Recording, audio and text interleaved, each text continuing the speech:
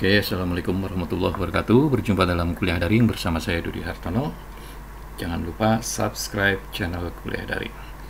Oke, pada sesi kali ini saya akan membahas tentang komponen advertising modern. Nah, ini adalah komponen kunci dalam membuat iklan yang sukses, membuat iklan yang efektif sesuai dengan tujuan pembuatannya. Apa saja sih 4 komponen advertising modern itu? Oke, yang pertama adalah strategi advertisingnya, kemudian ide kreatif, yang ketiga adalah pelaksanaan kreatif, dan yang terakhir adalah media sebagai placement dari iklan yang kita buat. Oke, kalau perhatikan gambar sebelah kanan, ada kotak besar bertuliskan iklan efektif, kemudian di setiap sudutnya ada 4 komponen iklan tersebut, yaitu strategi, ide, pelaksanaan kreatif, dan media placementnya. Nah, keempat komponen itu pada dasarnya saling berkaitan, mereka berkelindan, saling mempengaruhi. Bagaimana sebuah strategi akan mempengaruhi ide kreatif. Begitupun ide kreatif dan strategi akan mempengaruhi pelaksanaan kreatifnya. Sekaligus juga media placement. Media apa yang akan kita gunakan untuk menempatkan atau menyiarkan iklan kita. Nah, ini keempat komponen ini penting untuk diketahui, untuk dipelajari agar iklan yang kita buat menjadi efektif dan tidak sia-sia. Oke, apa sih strategi advertising itu? Strategi advertising di sini adalah merupakan logik perencanaan di balik produksi iklan yang mengarahkan pada fokus pada tujuan periklanannya. Tujuan periklanan itu ada 2. Yang kita mau sasar adalah awareness atau action. Sekedar pada mengingatkan orang bahwa ada iklan dari produk kita, atau menggerakkan orang untuk membeli. Nah, pilihan antara awareness dan action ini akan sangat mempengaruhi pada komponen-komponen berikutnya. Begitupun pemilihan pada target market maupun target audience. Target market dan target audience jelas berbeda. Target market adalah potensi dari sebuah kelompok masyarakat, sedangkan target audience adalah yang menjadi sasaran iklan itu. Umpamanya kita perhatikan kenapa kemudian iklan-iklan high end yang branded itu tidak pernah ada dalam iklan televisi, padahal televisi memiliki jangkauan luas. Nah, ini tentu saja berkaitan dengan tadi target audiensnya, kelas yang mana nih. Nah, ini menyangkut positioning dari produk itu atau jasa tersebut. Kita cek STP-nya, segmentation-nya, targeting, dan positioning-nya. Kalau sudah tahu, kita pasti akan memudahkan dalam membuat atau menyusun langkah-langkah selanjutnya.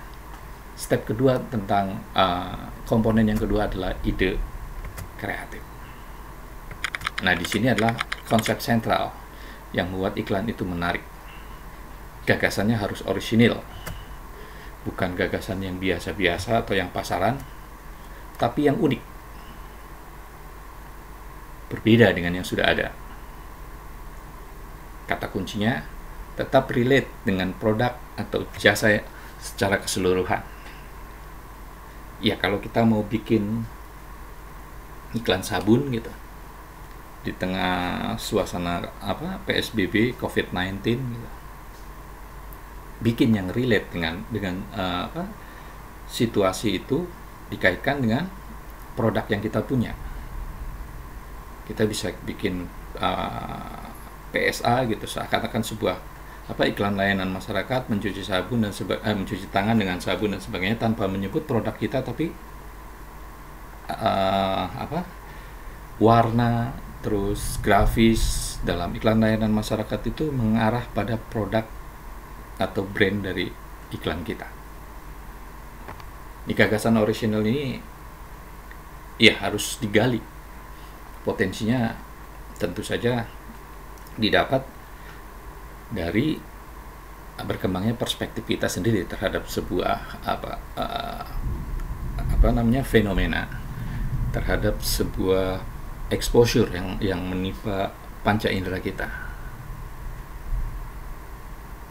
Ya, orang akan semakin kreatif kalau dia akan semakin banyak membaca, semakin banyak melihat, menonton, dan mengasah kepekaan.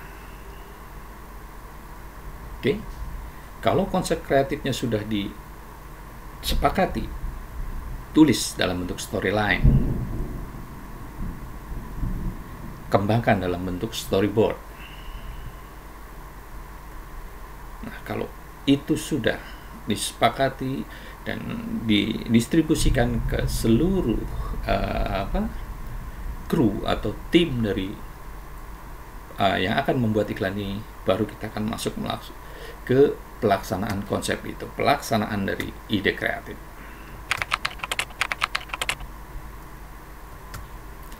Pelaksanaan dari ide kreatif pada dasarnya adalah bagaimana teknik eksekusi yang dipilih untuk menerjemahkan iklan itu.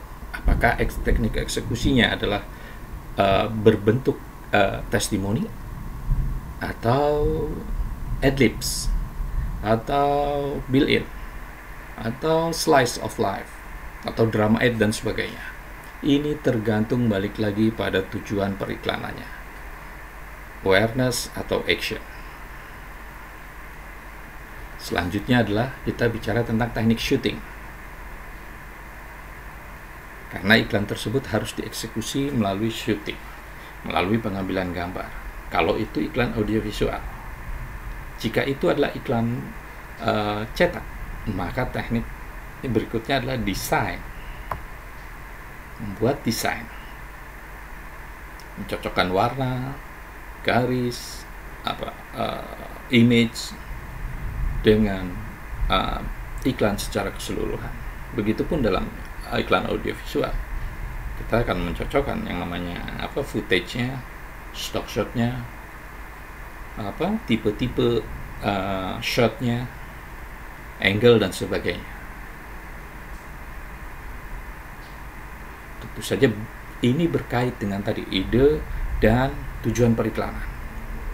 Umpamanya ada iklan yang tujuannya cukup awareness gitu, maka bisa jadi iklan itu dibuat menyebalkan gitu, dengan mengulang-ulang kata gitu, agar orang ingat gitu. Umpamanya iklan M kapsul gitu dengan tagline yang iya ya gitu. Atau iklan jamu herbal Borobudur gitu kan, yang good gitu.